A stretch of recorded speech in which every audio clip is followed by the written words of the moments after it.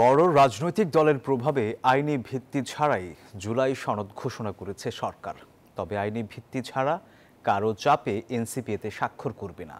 বৃহস্পতিবার বিকেলে মিন্ট রোডের আবু সাইদ আন্তর্জাতিক কনভেনশন হলে এক অনুষ্ঠানে এ কথা বলেন এনসিপি সদস্য সচিব আখতার হোসেন। বলেন, এ সময় পথরেখা তৈরি ও আইনি ভিত্তি ছাড়া এনসিপি জুলাই সনদে স্বাক্ষর করবে না।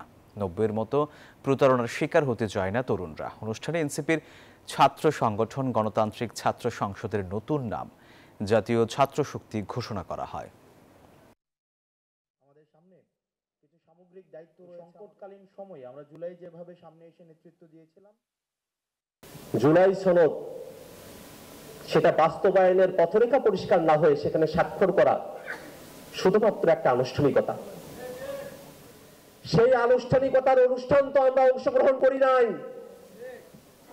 জাতীয় নাগরিক পার্টি যদি মনে করত শুধুমাত্র জুলাই সনদের স্বাক্ষরের মধ্য দিয়েই বাংলাদেশের গণতান্ত্রিক ব্যবস্থার উন্নয়ন সম্ভব হবে, জুলাই সনদের বাস্তবায়ন নিশ্চিত হবে, তাহলে গত তারিখেই আমরা সেই স্বাক্ষর অনুষ্ঠানে অংশগ্রহণ করতে পারতাম।